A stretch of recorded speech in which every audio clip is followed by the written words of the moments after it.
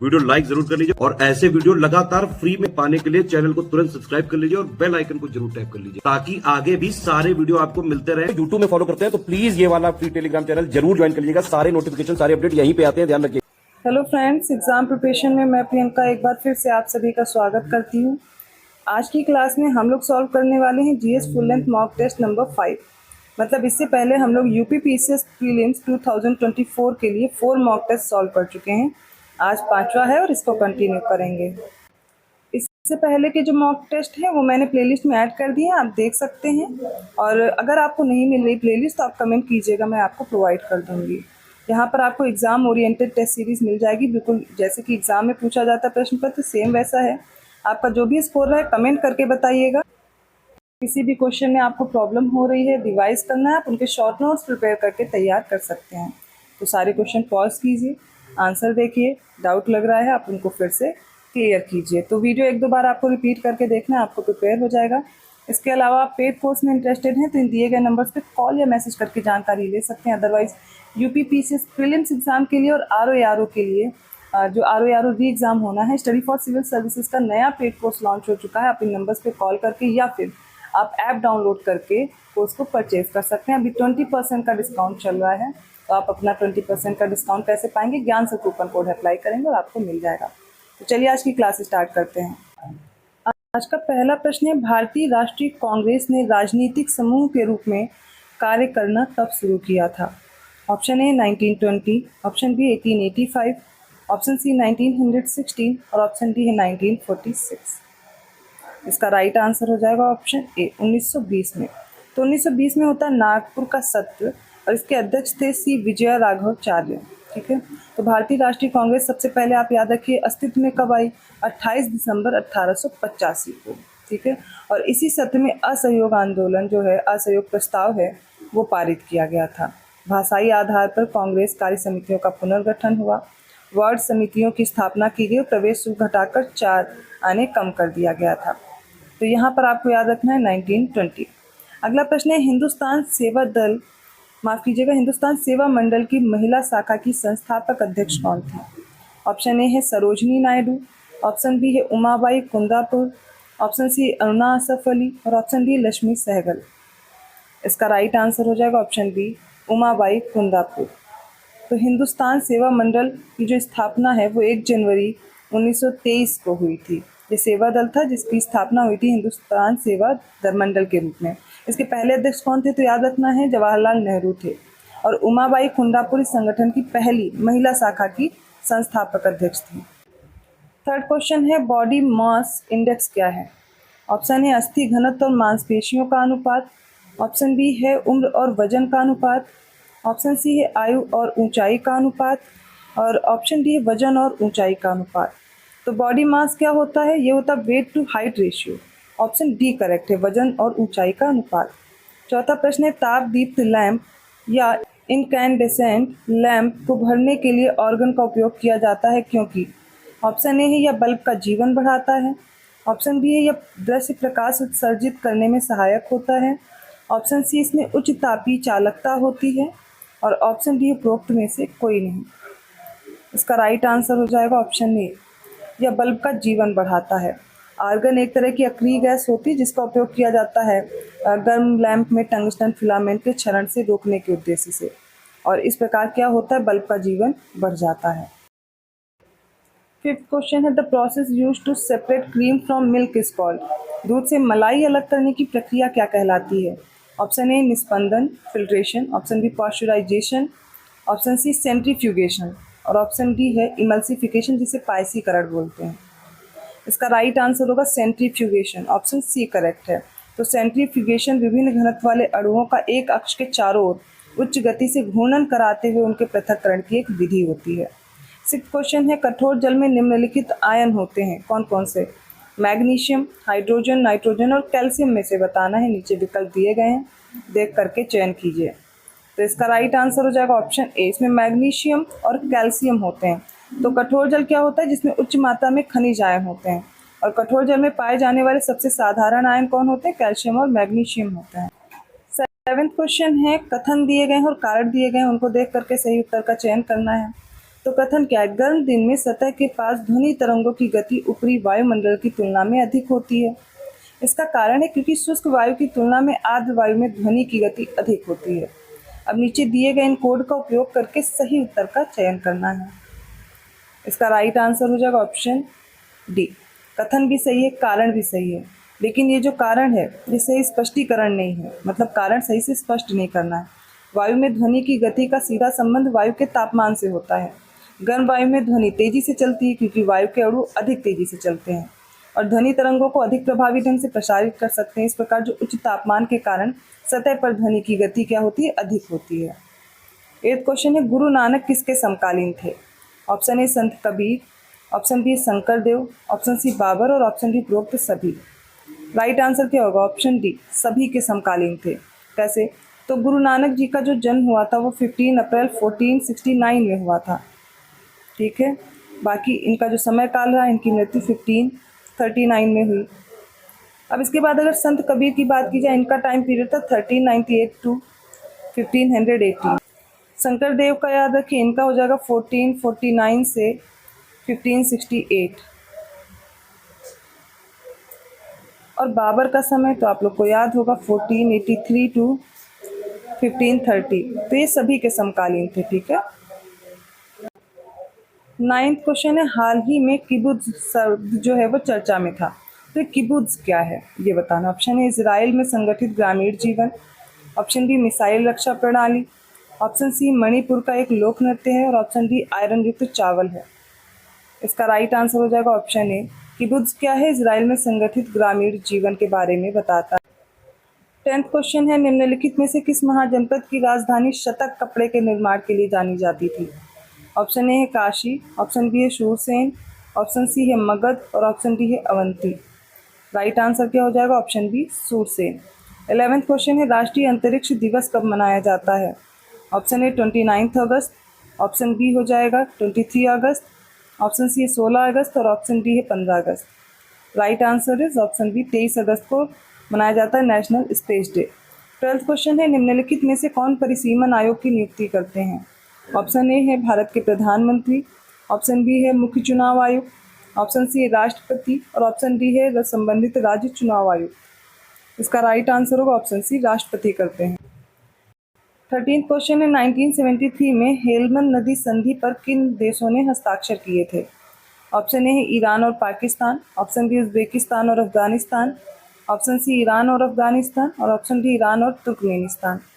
Right answer हो जाएगा option सी, Iran और अफगानिस्तान। 14th क्वेश्चन है, 2011 की जनगणना के अनुसार निम्नलिखित में से कौन सी भारत में सबसे अधिक आबादी वाली जनजाति है?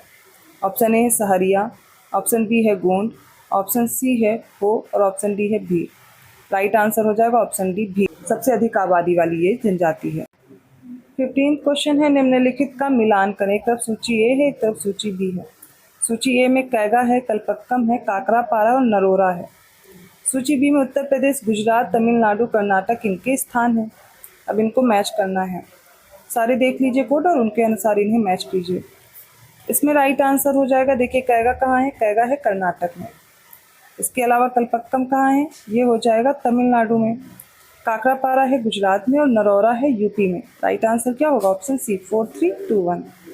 16th क्वेश्चन है, निम्नलिखित में से किस नेता ने भारत छोड़ो आंदोलन के बाद द वे आउट पुस्तिका जारी की है? ऑप्शन ए है Mahatma Gandhi, option B C Rajagopalachari, option C Jayaprakash Narayan और ऑप्शन डी श्यामा प्रसाद मुखर्जी। इसका राइट आंसर हो जाएगा ऑप्शन बी, सी राजगोपालाचारी।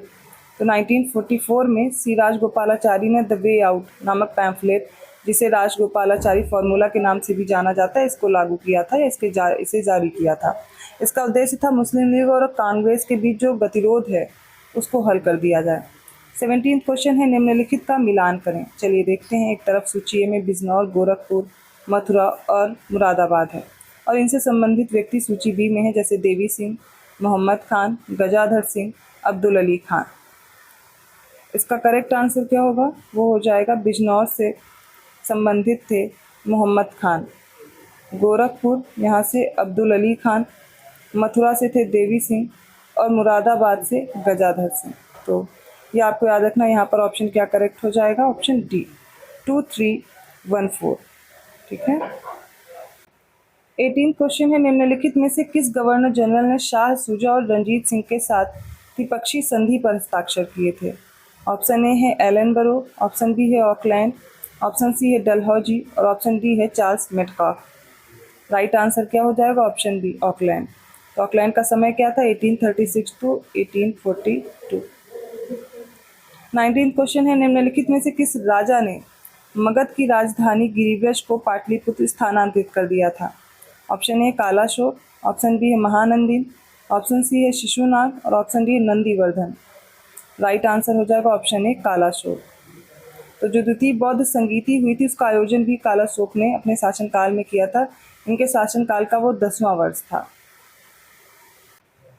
20वां प्रश्न है, निम्नलिखित कथनों पर विचार करें। पहले सारे कथन देखिए फिर बताइए कौन सा कथन सही है। पहला कथन है पहली जैन परिषद वल्लभी में आयोजित की गई थी और इसकी अध्यक्षता स्थूलभद्र ने की थी। सेकंड है तीसरी बौद्ध संगीति 250 ईसा पूर्व में मोगली पुत्तिस के अधीन पाटलिपुत्र में आयोजित की गई थी। उपरोक्त में से कौन से कथन सही है? इसका राइट आंसर हो जाएगा ऑप्शन डी, केवल दूसरा कथन सही है, पहला गलत है। क्योंकि पहली जैन परिषद लगभग 300 ईसा पूर्व में स्थूलभद्र की अध्यक्षता में पाटलिपुत्र में आयोजित की गई थी। यहाँ पे वल्लभी दिया गया इसलिए कथन सही नहीं है। 21 क्वेश्चन है, मौर्य काल में किस अधिकारी को कुप्याध्यक्ष के नाम से जाना जाता था? ऑप्शन ए है वन उपज के प्रभारी, ऑप्शन बी गोदाम प्रभारी, ऑप्शन सी पासपोर्ट प्रभारी और ऑप्शन डी बंदरगाहों के अधीक्षक। इसके राइट आंसर क्या होंगे? ऑप्शन ए वन उपज के प्राधिकारी जो थे या प्रभारी थे वो कुपिया अध्यक्ष कहलाते थे।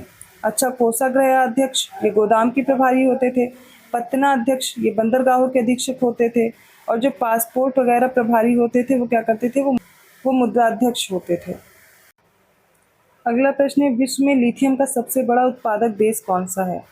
ऑप्शन ए है चिली, ऑप्शन बी है चीन, ऑप्शन सी अर्जेंटीना और option D Australia. Right answer हो जाएगा ऑप्शन डी। दुनिया में 50% से अधिक लिथियम उत्पादन ऑस्ट्रेलिया में होता है। 23rd क्वेश्चन है, निम्नलिखित में से कौन से स्तंभ शिलालेख में अशोक की अपनी जनता की रक्षा के सिद्धांत का वर्णन किया गया है?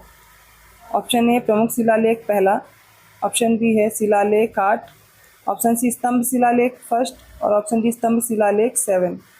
इनमें से कौन सा करेक्ट होगा? राइट आंसर है ऑप्शन सी। इसमें से जो स्तंभ शिलालेख पहला है इसमें दिया गया था अशोक ने अपनी जनता की रक्षा के सिद्धांत का जो वर्णन है इसमें किया था। अब बाकी के देख लेते हैं। तो प्रमुख शिलालेख जो पहला है इसमें पशुवध और उत्सव समारोहों पर प्रतिबंध लगाए जाने का जिक्र है। शिलालेख 13 की बात करें तो कलिंग पर विजय का वर्णन है। स्तंभ शिलालेख पहले की बात करें तो अभी इसका आंसर ही हो गया वो। और जो स्तंभ शिलालेख 7 है इसमें सभी संप्रदायों के लिए जो धार्मिक सहिष्णुता है उसके बारे में वर्णन किया गया है। 24th क्वेश्चन है, निम्नलिखित में से कौन तीसरे संगम के अध्यक्ष थे? ऑप्शन ए है नकीरार, ऑप्शन बी है न्यायमूर्ति V Khalid, option C Agastya और ऑप्शन डी है तोला कापियम। इसका करेक्ट आंसर आपको चूज करना और वो हो जाएगा ऑप्शन बी न्यायमूर्ति वी खालिद। ये इसका राइट आंसर। पहली संगम की बात करें तो ये मदुरा में हुई जिसके अध्यक्ष थे अगस्त्य। सेकंड कपाटपुरम में हुई, इसके भी अध्यक्ष थे अगस्त्य। तीसरी जो थी उत्तर मदुरा में, उसके न्यायाधीश वी खालिद थे। याद रखिएगा ऑप्शन बी करेक्ट है। 25th क्वेश्चन है, मोहम्मद कासिम ने अपनी पुस्तक तारीख फरिश्ता के माध्यम से किस शासक के बारे में जानकारी दी है? ऑप्शन ए है बाबर, ऑप्शन बी है वीरा नरसिंह, ऑप्शन सी हरिहर प्रथम और ऑप्शन डी बुक्का फर्स्ट। राइट आंसर क्या होगा? Option D. तो मोहम्मद कासिम फरिश्ता एक फारसी इतिहासकार थे जिन्होंने अपनी पुस्तक तारीख फरिश्ता में बुक्का प्रथम जो विजयनगर साम्राज्य के शासक थे इनके बारे में जानकारी दी थी। 26 क्वेश्चन देखिए, सेठीहली वन्यजीव अभ्यारण्य निम्नलिखित में से किस राज्य में स्थित है? ऑप्शन ए है कर्नाटक, ऑप्शन बी है असम, ऑप्शन सी है तमिलनाडु और ऑप्शन डी है तेलंगाना। राइट आंसर होगा ऑप्शन ए, कर्नाटक के शिमोगा जिले में स्थित है। यहाँ पर जो मुख्य नदियाँ हैं वो कुमद्वती और तुंगा है। 27 क्वेश्चन है, हाल ही में इसराइल पर ट्राइटोनल से भरे बम का इस्तेमाल करने का आरोप लगा है। ट्राइटोनल ट्राइनाइट्रोटोलुइन और किसका संयोजन होता है? ऑप्शन ए है नाइट्रोजन, ऑप्शन बी है एल्यूमिनियम, ऑप्शन सी सल्फर और ऑप्शन डी है सिलिकॉन। करेक्ट आंसर इसका क्या हो जाएगा? ऑप्शन बी, इसमें एल्यूमिनियम भी होता है। ट्राइटोनल 80% होगा, टीएनटी इसमें कितना होगा? 20% और एल्यूमिनियम फ्लेक्स का मिश्रण होता है ये। अगला प्रश्न देखिए, इसमें पूछा गया ग्लोबल हंगर इंडेक्स 2023 में भारत का कौन सा स्थान है। ऑप्शन ए है 107, ऑप्शन बी है 115, ऑप्शन सी है 92 और ऑप्शन डी 111। इसका करेक्ट आंसर देख लीजिए, हो जाएगा ऑप्शन डी। ठीक है। 29 क्वेश्चन है, 7वीं भारतीय मोबाइल कांग्रेस कहाँ पर आयोजित की गई थी। ऑप्शन देख लीजिए, पहला है बेंगलुरु, सेकंड है हैदराबाद, थर्ड है नई दिल्ली और डी है भोपाल। तो इसका करेक्ट आंसर हो जाएगा ऑप्शन सी, नई दिल्ली में 7वीं मोबाइल कांग्रेस आयोजित की गई थी। डेट याद कर लीजिए, 27 to 29 अक्टूबर में। 30वां प्रश्न है, निम्नलिखित में से कौन सा युद्ध मुगल सम्राट बाबर द्वारा नहीं लड़ा गया था। तो बाबर के सारे युद्ध याद रखना इंपॉर्टेंट है और इसमें ऑप्शन ए है चंदेरी का युद्ध, ऑप्शन बी है कन्नौज का युद्ध, ऑप्शन सी घाघरा का युद्ध और ऑप्शन डी है खानवा का युद्ध। और इसका राइट आंसर हो जाएगा ऑप्शन बी, कन्नौज का युद्ध। तो बाबर द्वारा लड़े गए सभी युद्धों में आपको पानीपत का युद्ध याद रखना है, दूसरा खानवा का युद्ध, तीसरा चंदेरी का और चौथा घाघरा का युद्ध है। तो पहला जो पानीपत का युद्ध 1526 में हुआ, बाबर और इब्राहिम लोदी के मध्य हुआ था, बाबर विजयी रहा। सेकंड हुआ खानवा का युद्ध 1527 में, बाबर और मेवाड़ का राजा था राणा सांगा, इनके बीच में लड़ा गया। थर्ड है चंदेरी का युद्ध 1528 में हुआ, बाबर और मेदिनी राय के बीच। और फोर्थ है घाघरा का युद्ध जो कि बाबर और महमूद लोदी के बीच लड़ा गया था 1529 में। अभी जो कन्नौज का युद्ध है तो फिर ये किसके साथ लड़ा गया, अगर बाबर ने नहीं लड़ा तो कन्नौज का युद्ध हुआ था 1540 में। डेट याद रखनी पड़ेगी आपको। हुमायूं और शेरशाह के बीच ये युद्ध लड़ा गया था, शेरशाह और हुमायूं के बीच। ठीक है, तो ऑप्शन यहाँ पर बी करेक्ट है। 31 क्वेश्चन है, निम्नलिखित पर विचार करें। पहले सारे ऑप्शन देख लीजिए, फिर कौन से जोड़े सुमेलित हैं वो बताना है। पहला है तुगलक वंश, इसके संस्थापक गाजी मलिक। सेकंड है सैयद वंश का संस्थापक खिज्र खां। थर्ड है खिलजी वंश का संस्थापक मलिक फिरोज। उपयुक्त में से कौन से जोड़े सही दिए गए हैं। करेक्ट आंसर क्या होगा, ऑप्शन बी, फर्स्ट, सेकंड और थर्ड तीनों सही हैं। ठीक है। गाजी मलिक जिसने कि गयासुद्दीन तुगलक जिसे आप जानते हैं, गाजी मलिक जिसे आप गयासुद्दीन तुगलक के नाम से जानते हैं, 1320 में तुगलक वंश की इसने स्थापना की थी। सैयद वंश की बात करें तो ये इसमें खिज्र खां आएगा, ये पहला शासक था इसका। तो इस राजवंश ने 1450 ईस्वी तक शासन किया था। खिलजी वंश की स्थापना किसने की थी, तो जलालुद्दीन खिलजी ने की थी। लेकिन यहाँ पर आप देखेंगे 1290 में इसकी स्थापना हुई और 1320 तक इनका शासन चलता है। जलालुद्दीन खिलजी का ही जो मेन नाम था, रियल नेम था, वो मलिक फिरोज खिलजी था। राइट आंसर क्या है यहाँ पर, ऑप्शन डी। चलिए 32वां क्वेश्चन देखते हैं, किसके शासनकाल के दौरान महमूद गजनी ने पहली बार गुर्जर प्रतिहार साम्राज्य पर आक्रमण किया था। ऑप्शन ए है नागभट्ट, ऑप्शन बी है राजयपाल, ऑप्शन सी महिपाल प्रथम और ऑप्शन डी मिहिर भोज। यहाँ पर ये राजपाल होगा। ठीक है, तो इसका क्या आंसर होगा, 960 से 1018 ईस्वी तक शासन किया था राजपाल ने, और ये आपको याद रखना है, इसका राइट आंसर भी होगा। थर्ड क्वेश्चन है, निम्नलिखित में से कौन सा चोलों का एक प्रशासनिक केंद्र था। ऑप्शन ए है Nagapattinam, option B Palayarai, option C है कांचीपुरम और ऑप्शन डी है कुदामुक्कू। इसका राइट आंसर हो जाएगा ऑप्शन बी, पल्लयराई। पल्लयराई ये चोलों का प्रशासनिक केंद्र और आवासीय राजधानी थी। जो कांचीपुरम है ये रेशम बुनाई उद्योग के लिए प्रसिद्ध था, और ये जो कुदामुक्कू है धातु के काम, ढलाई, सुपारी की कृषि और वस्त्रों के लिए जाना जाता था। इसके अलावा नागपट्टिनम या विशाखापट्टनम इसके साथ में भी, अगर ये दोनों होते तो ये चोलों के अन्य महत्वपूर्ण केंद्र हुआ करते थे। 34 क्वेश्चन है, कश्मीर पर शासन करने वाले निम्नलिखित राजवंशों को कालक्रमानुसार व्यवस्थित करना है। इसमें पहला है उत्पल वंश, सेकंड है कारकोटा वंश, थर्ड है लोहार वंश, फोर्थ है हिंदू शाही राजवंश। नीचे दिए गए कोड में से सही उत्तर का चयन करें। इसका राइट आंसर होगा ऑप्शन ए 2, 1, 4, 3। कैसे, तो जो उत्पाल वंश है या उत्पल वंश है, इसकी स्थापना हुई 855 में और इसकी स्थापना की थी अंतिवर्मन ने। ठीक है, अंतिवर्मन ने की थी। सेकंड है कारकोटा वंश, इसको याद रखिए, कारकोटा राजवंश की स्थापना हुई 625 में और ये 855 तक रहता है। ठीक है, और दुर्लभ वर्धन कारकोटा वंश का संस्थापक था। नेक्स्ट आ जाता है लोहार वंश।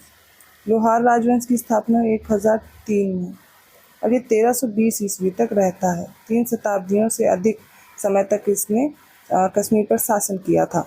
फिर है हिंदू शाही राजवंश, इसे कल्लार हिंदू शाही या काबुल शाही राजवंश के नाम से भी जानते हैं। 850 में इसकी स्थापना हुई, 1026 तक शासन करता है। ठीक है, ऑप्शन क्या करेक्ट होंगे यहाँ पर? Option A 2143। 35 क्वेश्चन है, कुतुबुद्दीन बख्तियार काकी का मकबरा कहाँ स्थित है? ऑप्शन ए है आगरा, ऑप्शन बी है लाहौर, ऑप्शन सी है अजमेर, ऑप्शन डी है दिल्ली। इसका राइट आंसर होगा ऑप्शन डी दिल्ली में कुतुबुद्दीन बख्तियार काकी का मकबरा स्थित है। 36 क्वेश्चन है, संविधान सभा ने किस तिथि को राष्ट्रीय ध्वज को अपनाया था? ऑप्शन ए है 15 अगस्त 1947, ऑप्शन बी 26 जनवरी 1950, ऑप्शन सी 22 जुलाई 1947 और ऑप्शन डी 15 अगस्त 1950। राइट आंसर क्या होगा? ऑप्शन सी 22 जुलाई 1947 को, मतलब स्वतंत्रता से पहले ये हमारा जो राष्ट्रीय ध्वज है इसको अपनाया गया था, जो इसका वर्तमान स्वरूप है। और इस झंडे को पिंगली वेंकैया ने डिज़ाइन किया था। 37 क्वेश्चन है, किस संवैधानिक संशोधन अधिनियम के अंतर्गत लोकसभा में एंग्लो इंडियन समुदाय का प्रतिनिधित्व समाप्त कर दिया गया था? ऑप्शन ए 101वां, ऑप्शन बी 104वां, ऑप्शन सी है 93वां या फिर ऑप्शन डी है 95 95 वाला। इसका राइट आंसर होगा option B 104th constitutional amendment होता है। इसके ज़रिए से जो आर्टिकल 331 के अंतर्गत लोकसभा में 2 एंग्लो इंडियन को नामित किए जाने का प्रावधान था वो समाप्त कर दिया गया है। 38 क्वेश्चन है, पहला उत्तर प्रदेश दिवस कब मनाया गया था? ऑप्शन ए 24 जनवरी 2017, ऑप्शन बी 24 जनवरी 2018, ऑप्शन सी 24 जनवरी 2019 और ऑप्शन डी 24 जनवरी 2015। राइट आंसर हो जाएगा ऑप्शन बी 24 जनवरी 2018। 39 क्वेश्चन है, थोक मूल्य सूचकांक की गणना करते समय निम्नलिखित में से किसे शामिल नहीं किया जाता है? ऑप्शन ए है निर्मित उत्पाद, ऑप्शन बी प्राथमिक सामान, ऑप्शन सी है ईंधन और विद्युत, ऑप्शन डी है सेवाएं। राइट आंसर क्या होगा? ऑप्शन डी सेवाएं। 40वां प्रश्न है, जनसंख्या का इष्टतम सिद्धांत सबसे पहले किसने दिया था? Option A Thomas Robert Malthus, option B Kingsley Davis, option C Edwin Cannan और ऑप्शन डी है क्लैड सैंडर्स। इसका राइट आंसर है ऑप्शन सी एडविन कैनन। तो जनसंख्या का जो इष्टतम सिद्धांत है वो किसने दिया? एडविन कैनन ने। कब दिया? 1924 में। इनकी एक पुस्तक है वेल्थ, इसमें दिया था। और इस सिद्धांत को आप देखेंगे, इस सिद्धांत के अनुसार अगर बात की जाए तो जनसंख्या के माल्थियस सिद्धांत के विपरीत विकसित किया गया था। किसी देश की जो इष्टतम जनसंख्या वह जनसंख्या है जिसकी प्रति व्यक्ति आय सबसे अधिक हो, किसी देश के संसाधनों को देखते हुए यह उसकी जनसंख्या का सबसे वांछनीय आकार है। और इस सिद्धांत को डाल्टन, रॉबिन्स और क्लैड सैंडर्स द्वारा और अधिक लोकप्रिय बनाया गया है। क्लैड सैंडर्स इष्टतम जनसंख्या को वह जनसंख्या जो अधिकतम आर्थिक कल्याण उत्पन्न करती है इसके रूप में परिभाषित करते हैं। 41 क्वेश्चन देखते हैं, पाल्मा अनुपात के माध्यम से क्या मापा जाता है? ऑप्शन ए है आय असमानता, ऑप्शन बी आर्थिक विकास, ऑप्शन सी है कृषि उपज और ऑप्शन डी कीमतों में परिवर्तन के साथ किसी वस्तु की मांग। राइट आंसर क्या है? ऑप्शन ए आय असमानता को मापा जाता है। यह जनसंख्या के सिर्फ 10% द्वारा अर्जित सकल राष्ट्रीय आय के हिस्से और निचले 40% द्वारा अर्जित हिस्सेदारी के बीच का अनुपात होती है। 42nd क्वेश्चन है, निम्नलिखित का मिलान करें। अगला प्रश्न है, मिलान करने के लिए कुछ आर्टिकल दिए गए हैं, उनसे संबंधित राज्य हैं। जैसे सूची ए में 371A है, बी है 371C, 371F और 371H दिया गया है। राज्यों की सूची में अरुणाचल प्रदेश है, सिक्किम है, मणिपुर है और नागालैंड है। नीचे दिए गए कोड का उपयोग करके सही उत्तर का चयन कीजिए। इसका राइट आंसर देखिए क्या होगा? 371A में नागालैंड का दिया गया है जो स्पेशल प्रोविजंस हैं इनसे रिलेटेड। 371C में है मणिपुर और 371F में है सिक्किम, 371H में है अरुणाचल प्रदेश। तो राइट आंसर क्या होगा? 4, 3, 2, 1 ऑप्शन डी। 43rd क्वेश्चन है, निम्नलिखित में से किस संवैधानिक संशोधन के अधिनियम के अंतर्गत 2 या उससे अधिक राज्यों के लिए एक ही व्यक्ति को राज्यपाल के रूप में नियुक्त किए जाने को स्वीकृति प्रदान की गई थी? ऑप्शन ए पहला संवैधानिक संशोधन अधिनियम, ऑप्शन बी 7वां संवैधानिक संशोधन अधिनियम, ऑप्शन सी 42वां और ऑप्शन डी 44वां संविधान संशोधन अधिनियम। इसका करेक्ट आंसर हो जाएगा ऑप्शन बी 7वां संवैधानिक संशोधन अधिनियम, जो कि 1956 में आया। इसके अंतर्गत 2 या उससे अधिक राज्यों के राज्यपाल के रूप में एक ही व्यक्ति की नियुक्ति की सुविधा प्रदान कर दी गई है। तो 44th क्वेश्चन है, उपराष्ट्रपति के चुनाव के लिए एक निर्वाचक मंडल और निम्नलिखित शामिल होते हैं। इनमें कौन कौन होते हैं? जैसे पहला है संसद के निर्वाचित सदस्य, सेकेंड है संसद के मनोनीत सदस्य और थर्ड है राज्य विधानसभाओं के निर्वाचित सदस्य। अब इनमें कोड देख करके सही उत्तर का चयन कीजिए। इसका राइट आंसर हो जाएगा ऑप्शन ए केवल पहला और दूसरा। अर्थात संसद के निर्वाचित सदस्य शामिल होंगे, संसद के मनोनीत सदस्य शामिल होंगे उपराष्ट्रपति में, लेकिन राज्य विधानसभाओं के निर्वाचित सदस्य इसमें भाग नहीं लेते हैं। 45वां क्वेश्चन है, निम्नलिखित में से कौन सी संविधान की संघीय विशेषताएं होती हैं? पहला है लिखित संविधान, सेकंड है कठोर संविधान, थर्ड है एकल संविधान। नीचे दिए गए कोड का चयन करें जिससे आपको सही उत्तर मिल जाए। इसका राइट आंसर होगा ऑप्शन बी, केवल पहला और दूसरा, लिखित संविधान और कठोर संविधान। ये सारी संघीय संविधान की विशेषताएं, ना कि एकल संविधान। ये क्या हो जाएगा? तो इसमें और क्या क्या होगा, मतलब संघीय विशेषता और कौन कौन सी होंगी? इसमें दोहरी राज व्यवस्था हो सकती है, ठीक है, शक्तियों का विभाजन, संविधान की सर्वोच्चता कठोर संविधान इसमें दिया गया है, और स्वतंत्र न्यायपालिका के साथ साथ द्विसदनवाद। ये सब संघीय विशेषताएं होती हैं किसी भी संविधान की। 46 क्वेश्चन है, हाल ही में किस देश ने voice of the global south summit की मेजबानी की थी? Option A Singapore, option B Indonesia, option C है भारत और ऑप्शन डी है ब्राज़ील। राइट आंसर हो जाएगा ऑप्शन सी, भारत। 47 क्वेश्चन है, लोक लेखा समिति के संबंध में निम्नलिखित में से कौन सा कथन सत्य है? पहला कथन देखिए, इस समिति के सभी सदस्य केवल लोकसभा से आते हैं। सेकंड है, इस समिति की स्थापना पहली बार भारत सरकार अधिनियम 1919 के प्रावधानों के अंतर्गत की गई थी। थर्ड है, इस समिति द्वारा की गई सिफारिशें केवल सलाहकारी प्रकृति की होती हैं।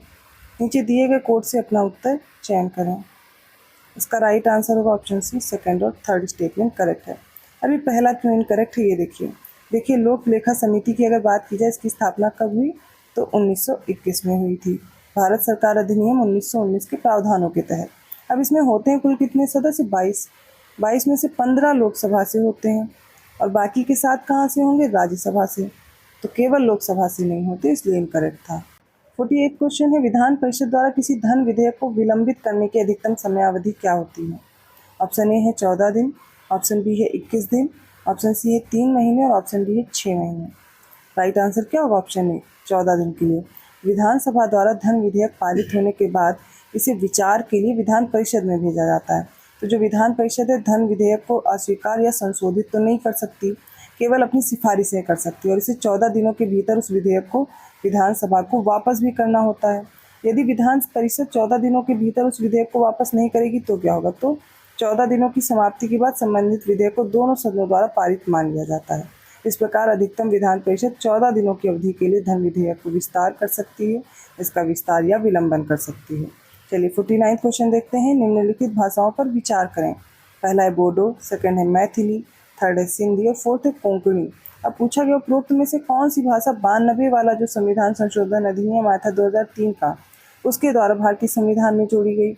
ऑप्शन ए है केवल पहला और तीसरा, ऑप्शन बी है तीसरा और चौथा, ऑप्शन सी है दूसरा और चौथा और ऑप्शन डी केवल पहला और दूसरा। तो राइट आंसर भी यही है, ऑप्शन डी, पहला और दूसरा। इसमें बोडो और मैथिली आएगी, ठीक है, बोडो और मैथिली। इसके साथ साथ बोडो, डोगरी, मैथिली और संथाली 4 याद रखनी है आपको। ये जो 92nd वाला कॉन्स्टिट्यूशनल अमेंडमेंट हुआ था उसके जरिए से जोड़ी गई 4 भाषाएं। ये जो सिंधी भाषा है ये हुआ था 21वां संविधान संशोधन 1967 में, जिसके द्वारा जोड़ा गया। इसके अलावा जो अगला है यहाँ पर कोंकणी दी गई है, तो मणिपुरी, कोंकणी और नेपाली, ठीक है, मणिपुरी, कोंकणी और नेपाली, इन तीनों भाषाओं को 71st कॉन्स्टिट्यूशनल अमेंडमेंट हुआ था 1992 में, जिसके द्वारा जोड़ा गया। अब हमारी भाषाओं से रिलेटेड कौन सा है अनुसूची, कौन सी अनुसूची जिसमें जोड़ी गई हैं? तो ये है 22 भाषाओं को जोड़ा गया है 8वीं अनुसूची में, ठीक है। मूल रूप से 14 भाषाएं थी, अब कितनी हो चुकी हैं? 22 हो चुकी हैं। अगला प्रश्न है राज्य प्रशासनिक न्यायाधिकरणों के सदस्यों की नियुक्ति किसके द्वारा की जाती है? ऑप्शन ए है संबंधित राज्य के राज्यपाल, ऑप्शन बी संबंधित राज्य के मुख्यमंत्री, ऑप्शन सी है राष्ट्रपति और ऑप्शन डी उच्चतम न्यायालय। राइट आंसर क्या होगा? ऑप्शन सी, राष्ट्रपति के द्वारा। 51st क्वेश्चन है, निम्नलिखित में से किसे अनुच्छेद 105 के अंतर्गत निर्धारित संसदीय विशेषाधिकारों का लाभ मिलता है? ऑप्शन ए है अटॉर्नी जनरल, ऑप्शन बी है राष्ट्रपति, ऑप्शन सी है दोनों ए और बी और ऑप्शन डी ना तो ए और ना तो बी। राइट आंसर क्या होगा? ऑप्शन ए अटॉर्नी जनरल। तो संसदीय विशेषाधिकार संसद के दोनों सदनों, उनकी समितियों और उनके सदस्यों द्वारा प्राप्त विशेष अधिकार, उन्मुक्तियाँ और छूट होती हैं। संविधान में इन विशेषाधिकारों को केवल उन व्यक्तियों तक बढ़ाया जाता है जो किसी सदन या फिर किसी उसी समितियों में कार्यवाही और बोलने में भाग लेने के हकदार हैं। इसमें अटॉर्नी जनरल आते हैं और केंद्रीय मंत्री भी शामिल होते हैं। सेकंड क्वेश्चन है ग्राम न्यायालयों के संबंध में निम्नलिखित कथनों पर विचार करें। पहला, ग्राम न्यायालय के पीठासीन अधिकारी की नियुक्ति राज्यपाल द्वारा उच्च न्यायालय के परामर्श से की जाती है। सेकंड है ग्राम न्यायालय केवल सिविल न्यायालयों की शक्ति का प्रयोग कर सकते हैं। थर्ड है ग्राम न्यायालय के किसी भी निर्णय के विरुद्ध किसी भी अदालत में कोई अपील नहीं की जा सकती है। उपरोक्त में से कौन से कथन सही है? इसका राइट आंसर होगा ऑप्शन ए, केवल पहला कथन सही है। देखिए, जो ग्राम न्यायालय प्रथम श्रेणी के न्यायिक मजिस्ट्रेट के स्तर की अदालत होती है और इसके पीठासीन अधिकारी को उच्च न्यायालय के परामर्श से संबंधित राज्य के राज्यपाल द्वारा नियुक्त किया जाता है। ग्राम न्यायालय एक चलायमान अदालत होती है और इसमें दीवानी और फौजदारी दोनों ही अदालतों की जो शक्ति है वो प्रयोग करने के लिए अधिकृत होती है। इसलिए सेकंड स्टेटमेंट इनकरेक्ट हो गया। थर्ड क्यों इनकरेक्ट है? आपराधिक मामलों और सिविल मामलों में अपील क्रमशः सत्र न्यायालय और जिला न्यायालय में की जाती है और ऐसी अपील दायर करने की तारीख से 6 महीने के भीतर इसकी सुनवाई और निस्तारण को पूरा करना अनिवार्य होता है। 53rd क्वेश्चन है निम्नलिखित में से कौन सी भारतीय परिषद अधिनियम 1892 की एक विशेषता नहीं है? ऑप्शन ए, यह सरकार के प्रतिनिधि के स्वरूप की ओर पहला कदम था। ऑप्शन बी, इसके अंतर्गत आपातकाल की स्थिति में वायसराय को अध्यादेश जारी करने का अधिकार दिया गया था। सी है, इसके अंतर्गत भारत में विधान परिषदों के सदस्यों की संख्या बढ़ाई गई थी। डी है, सदस्यों को बजट पर प्रश्न पूछने का अधिकार दिया गया था। इनमें से कौन सी विशेषता नहीं है पूछा गया है 1892 का जो भारतीय परिषद अधिनियम आया था। इसका राइट आंसर हो जाएगा ऑप्शन बी, ये इसकी विशेषता नहीं है। इसके अंतर्गत आपातकाल की स्थिति में वायसराय को अध्यादेश जारी करने का जो अधिकार है वो 1861 का जो भारतीय परिषद अधिनियम आया था उसके तहत दी गई थी। 54th क्वेश्चन है सहकारी समितियों को प्रोत्साहन किसके अंतर्गत दिया गया है? ऑप्शन ए है मौलिक अधिकार, ऑप्शन बी है राज्य के नीति निर्देशक सिद्धांत, ऑप्शन सी है मौलिक कर्तव्य और ऑप्शन डी इनमें से कोई नहीं। इसका राइट आंसर होगा ऑप्शन बी, राज्य के नीति निर्देशक तत्व। आर्टिकल कौन सा? Article 43B। इसके तहत जो 97th कॉन्स्टिट्यूशनल अमेंडमेंट हुआ था 2011 का, इसके द्वारा जोड़ा गया था। इसके अंतर्गत सहकारी समितियों के स्वैच्छिक गठन, स्वायत्त कार्यप्रणाली, लोकतांत्रिक नियंत्रण और प्रबंधन को प्रोत्साहित करना राज्य का दायित्व होगा। 55th क्वेश्चन है निम्नलिखित में से कौन सा राज्य कृष्णा नदी जल विवाद में शामिल नहीं है? ऑप्शन ए है महाराष्ट्र, ऑप्शन बी है कर्नाटक, ऑप्शन सी है आंध्र प्रदेश और ऑप्शन डी है केरल। इसका राइट आंसर क्या हो जाएगा? Option D, Kerala. 56 क्वेश्चन है निम्नलिखित में से कौन सा जोड़ा सुमेलित है?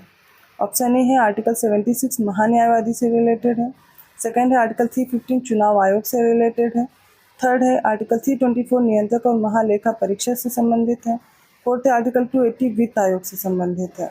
नीचे दिए गए कोड का यूज़ करिए और अपने उत्तर का चयन कीजिए। इसका राइट आंसर हो जाएगा ऑप्शन सी, इसमें 1 और 4 करेक्ट है। आर्टिकल 76 में महान्यायवादी दिया गया है, ठीक है, और आर्टिकल जो 280 में वित्त आयोग दिया गया है, लेकिन चुनाव आयोग गलत दिया गया क्योंकि चुनाव आयोग 324 में है। तो आर्टिकल 315 में क्या है? संघ लोक सेवा आयोग है, ठीक है। आर्टिकल ये जो नियंत्रक और महालेखा परीक्षक है ये किस में दिए गए हैं? आर्टिकल 148 में है। तो आर्टिकल 324 में क्या है? ये हो जाएगा चुनाव आयोग, ठीक है। यहाँ पर ऑप्शन सी करेक्ट है। 57 क्वेश्चन अब देखते हैं। हाल ही में जलवायु परिवर्तन पर COP28 कहाँ पर आयोजित किया गया था? Option A Glasgow, option B है नई दिल्ली, ऑप्शन सी है दुबई और ऑप्शन डी है जोहान्सबर्ग। इसका राइट आंसर हो जाएगा ऑप्शन सी, दुबई में। कब? 12 दिसंबर 2023 को दुबई में ये आयोजित किया गया था COP28। 58 क्वेश्चन है भारतीय संविधान की निम्नलिखित में से कौन सी विशेषताएं संयुक्त राज्य अमेरिका से प्रेरित है? पहला, उच्च न्यायालय के न्यायाधीशों का निष्कासन, सेकंड है विधि द्वारा स्थापित प्रक्रिया, थर्ड है न्यायिक समीक्षा, फोर्थ है विशेषाधिकार रेट। नीचे दिए गए कोड का यूज़ करिए और सही उत्तर का चयन कीजिए।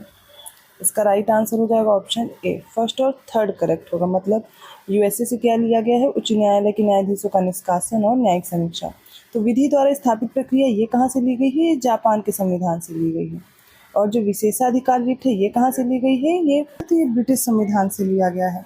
अमेरिका के संविधान से मौलिक अधिकार, न्यायपालिका की स्वतंत्रता, न्यायिक समीक्षा, राष्ट्रपति पर महाभियोग, सर्वोच्च न्यायालय और उच्च न्यायालय के न्यायाधीशों का जो निष्कासन है और उपराष्ट्रपति का पद, ये सब अमेरिका के संविधान से हैं। ब्रिटिश संविधान से संसदीय सरकार है, विधि का शासन है, विधायी प्रक्रिया, एकल नागरिकता, कैबिनेट प्रणाली और विशेषाधिकार दरें हैं। 59 क्वेश्चन है निम्नलिखित का मिलान करें। सूची ए को सूची बी से सुमेलित। एक तरफ बीमारी दी गई है, दूसरी तरफ उसकी फसल दी गई है। पहला है लूज स्मट, ब्लास्ट, पछेता झुलसा और लाल सड़न है। फसल में चावल है, गन्ना है, गेहूं है, आलू है। नीचे दिए गए कोड से अपना उत्तर चयन करें। ऑप्शंस आपके सामने दिए गए हैं। इसका करेक्ट आंसर क्या होगा? Option D. तो जो लूज स्मट है ये होता है गेहूं में, ब्लास्ट होता है चावल में, पछेता झुलसा होता है आलू में और लाल सड़न होती है गन्ने में। ऑप्शन डी राइट है। 60वां प्रश्न है, एक तरफ कथन और कारण दिए गए हैं, उनको देख करके बताना है कथन या कारण सही है कि नहीं। तो वायरस में आरएनए और डीएनए दोनों होते हैं। इसका कारण दिया गया है क्योंकि आरएनए और डीएनए न्यूक्लियोप्रोटीन से बने होते हैं। अब बताना है नीचे दिए गए कोड को देख करके कौन सा उत्तर इसमें सही होगा। इसका राइट आंसर हो जाएगा ऑप्शन ए। पहला कथन गलत है, दूसरा जो कारण है वो सही दिया गया है क्योंकि आरएनए और डीएनए दोनों न्यूक्लियोप्रोटीन से बने होते हैं। वायरस में या तो डीएनए होगा या तो आरएनए होगा, किंतु दोनों जो हैं ये साथ में कभी नहीं होते हैं। 61st क्वेश्चन है, इसमें भी कथन और कारण दिए गए हैं। पहले कथन देखिए, लाइफाई सिग्नल नेटवर्क वाईफाई से अधिक सुरक्षित है। इसका कारण है क्योंकि लाइफाई में ऐसे दृश्यमान और निकट दृश्यमान प्रकाश का उपयोग किया जाता है जो दीवारों से ना गुजर सकता है।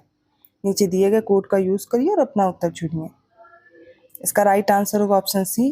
कथन और कारण दोनों सही है, कारण कथन की सही व्याख्या भी करता है। 62nd क्वेश्चन है, कथन और कारण फिर से देखिए और सही उत्तर का चयन कीजिए। वायरस प्रोटीन नहीं बना सकते। कारण है क्योंकि वायरस में राइबोसोम की कमी होती है। अब नीचे दिए गए कोड का यूज करिए और बताइए कौन सा उत्तर सही है। Right answer option C. कथन और कारण दोनों सही हैं और कारण कथन की सही व्याख्या करता है।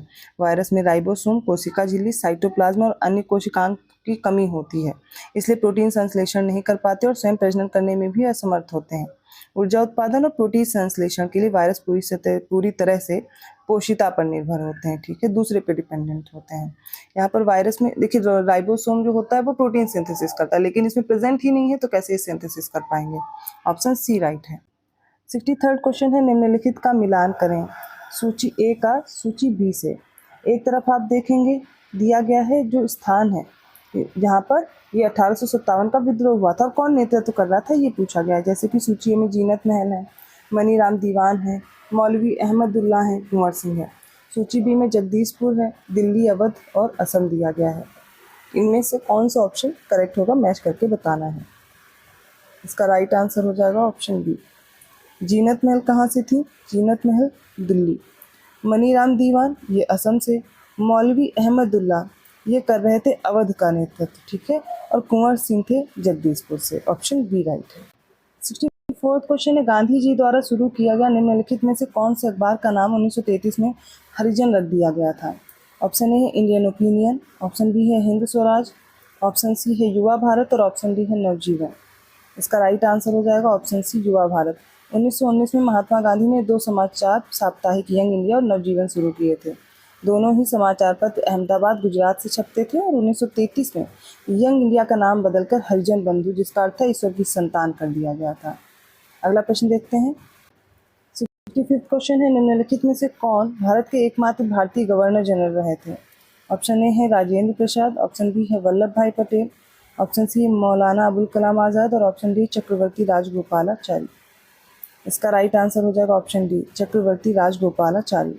सी राजगोपालाचारी थे स्वतंत्र भारत के पहले गवर्नर जनरल जो माउंटबेटन थे और उनके बाद ये आते हैं। इन्होंने भारत की अंतरिम सरकार के गवर्नर जनरल के रूप में नियुक्ति पाई थी और वे जून 1948 से जनवरी 1950 तक सेवा में रहे थे। चलिए 66 क्वेश्चन देखते हैं। निम्नलिखित को काल क्रमानुसार व्यवस्थित करना है। कुछ केस दिए गए जैसे कि हावड़ा षड्यंत्र केस है, सेकेंड है मेरठ षड्यंत्र केस है, थर्ड नासिक षड्यंत्र केस है और फोर्थ विक्टोरिया षड्यंत्र केस है। नीचे दिए गए कोड का उपयोग करके सही उत्तर का चयन करना है। राइट आंसर क्या होगा इसका? ऑप्शन ए करेक्ट है 3142। 31 कैसे? नासिक षड्यंत्र केस हुआ था 1909 में, ठीक है, विक्टोरिया षड्यंत्र केस हुआ था 1914 में और मेरठ षड्यंत्र केस हुआ था 1929 में। बात की जाए हावड़ा षड्यंत्र केस की, वो 1910 में हुआ। बस सब अरेंज कर लेंगे 3142। 67 क्वेश्चन है, निम्नलिखित में से कौन सा युग्म या कौन से युग्म सही सुमेलित है? पहला है रेडिकल डेमोक्रेटिक पार्टी, इसकी स्थापना एम एन रॉय ने की। सेकेंड है क्रांतिकारी communist party, S N Tagore ने। थर्ड है भारतीय Bolshevik Lenin party, S A Dange. इनमें से कौन से सही स्टेटमेंट है वो बताना है। इसका राइट आंसर होगा ऑप्शन डी, केवल पहला और दूसरा। देखिए, जो रेडिकल डेमोक्रेटिक पार्टी है, इसकी स्थापना एम एन रॉय ने 1940 में की थी। फिर क्रांतिकारी कम्युनिस्ट पार्टी की बात की जाए तो इसे बोलते हैं रिवोल्यूशनरी कम्युनिस्ट पार्टी। इसकी जो स्थापना है वो सोमेंद्र नाथ टैगोर ने की थी 1934 में। और जो भारतीय बोल्शेविक लेनिन पार्टी है, इसकी स्थापना करी थी अजीत राय और इंद्रसेन ने 1941 में, ना कि ऐसे डांगे ने। इसलिए ऑप्शन क्या करेक्ट होगा, डी। 68 क्वेश्चन है, दक्षिण भारत हिंदी प्रचार सभा के संबंध में निम्नलिखित कथनों पर विचार करें। पहला है, इसकी स्थापना 1918 में रामास्वामी नायकर ने की थी। सेकंड है, महात्मा गांधी अपनी मृत्यु तक इसके अध्यक्ष बने रहे थे। थर्ड है, इसका मुख्यालय चेन्नई में स्थित है। उपरोक्त में से कौन सा कथन सत्य है? इसका राइट आंसर होगा ऑप्शन बी, दूसरा और तीसरा कथन सही है। पहला गलत है, क्योंकि इसकी स्थापना, बात की जाए दक्षिण भारत हिंदी प्रचार सभा, इसकी स्थापना 1918 में हुई थी। ठीक है, तो की किसने? महात्मा गांधी द्वारा की गई थी। दक्षिण राज्यों में हिंदी के प्रचार प्रसार करने का इनका उद्देश्य था, इसलिए इसकी स्थापना हुई थी। 1927 में ये एक स्वतंत्र संगठन बन गया था। महात्मा गांधी अपनी मृत्यु तक इसके अध्यक्ष बने रहे थे। इसका मुख्यालय चेन्नई में स्थित है। इसकी शाखाएं भी हैं हैदराबाद, धारवाड़, तिरुचिरापल्ली, एर्नाकुलम, यहाँ सब जगह पर। 69 क्वेश्चन है, मैकडॉनल्ड अवार्ड ने निम्नलिखित में से किस समूह के लिए पृथक निर्वाचन क्षेत्रों की घोषणा की? पहला मुसलमान, सेकंड है दलित वर्ग, थर्ड है सिख, फोर्थ है मराठा।